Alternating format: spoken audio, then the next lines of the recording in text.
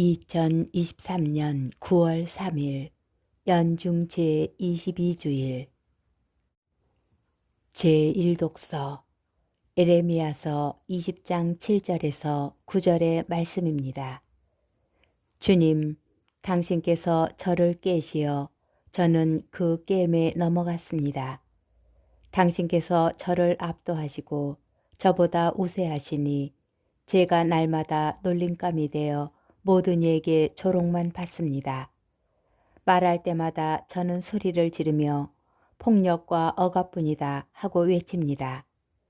주님의 말씀이 저에게 날마다 치욕과 비웃음거리만 되었습니다. 그분을 기억하지 않고 더 이상 그분의 이름으로 말하지 않으리라 작정하여도 뼛속에 가두어둔 주님 말씀이 심장 속에서 불처럼 타오르니 제가 그것을 간직하기에 지쳐 더 이상 견뎌내지 못하겠습니다. 주님의 말씀입니다. 제2독서 사도 바오로의 로마서 12장 1절에서 2절의 말씀입니다.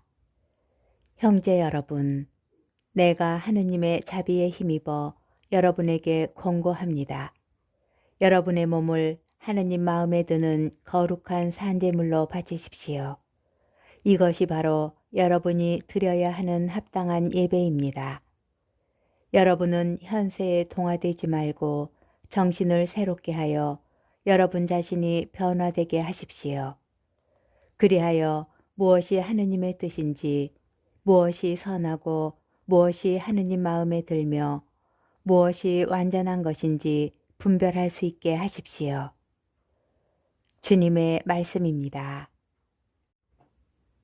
복음 마테오복음 16장 21절에서 27절의 말씀입니다.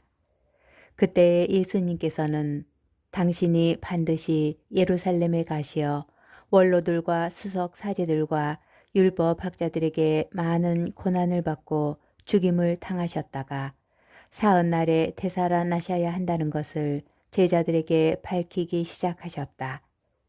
그러자 베드로가 예수님을 꼭 붙들고 반박하기 시작하였다. 맙소사 주님, 그런 일은 주님께 결코 일어나지 않을 것입니다. 그러나 예수님께서는 돌아서서 베드로에게 말씀하셨다. 사탄아, 내게서 물러가라. 너는 나에게 걸림돌이다. 너는 하느님의 일은 생각하지 않고 사람의 일만 생각하는구나.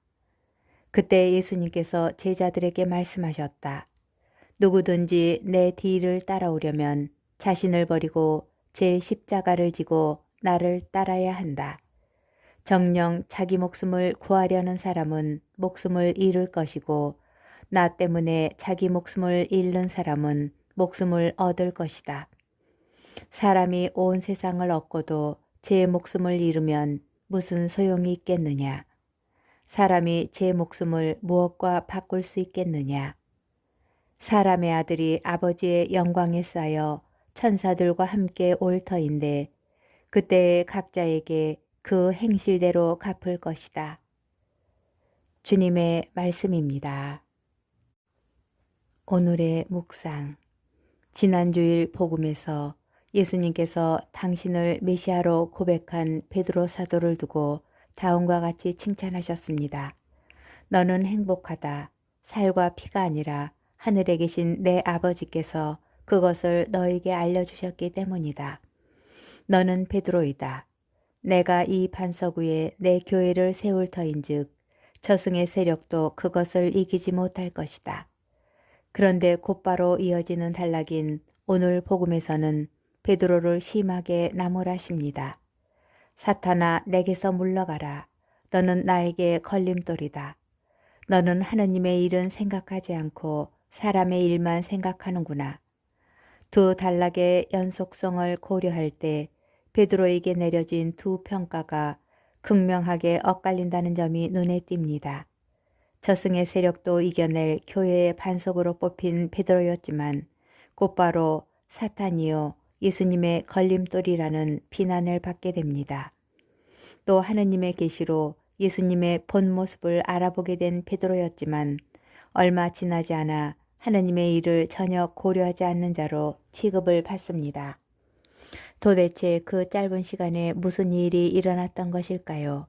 문제의 발단은 예수님께서 제자들에게 처음으로 당신 순환을 예고하시는 장면에 있습니다. 베드로는 메시아께서 많은 고난을 받으시고 죽임을 당하셔야 한다는 운명을 도저히 받아들일 수 없었습니다. 사도가 기대하였던 메시아는 임금으로 위풍당당하게 오시며 큰 권능과 강한 힘으로 원소들을 제압하시는 그런 분이셨습니다. 예수님의 예고처럼 아무런 힘도 써보지 못하고 무력하게 쓰러져야만 하는 메시아가 아니었던 것입니다. 그런 나약한 분이 어떻게 당신 백성을 구하실 수 있겠는가? 예수님의 메시아상이 자신의 기대에 미치지 못하자 당황한 베드로는 예수님을 꼭 붙들고 반박합니다. 그러나 베드로는 그것이 하느님에게서 비롯된 구원 계획이라는 사실을 미처 깨닫지 못하였습니다. 그가 메시아의 순환을 거부한다면 결국 하느님의 구원 계획을 거부하는 것이며 이는 하느님의 가장 큰 적대자 사탄의 역할을 대신하는 것이 되고 맙니다. 우리가 고백하는 메시아는 사람들의 기대와 다르게 정복당하심으로써 그리고 그 십자가 운명에 순종하심으로써 당신 백성을 구하는 방법을 선택하셨습니다. 명예와 권력, 영광과 승리를 쫓는 데 익숙한 세상에서 우리는 이 역설적인 구원의 신비를 잊지 말아야 하겠습니다. 베드로 사도가 보여주듯이 사탄의 하수인이 되는 것은 그야말로 한순간입니다.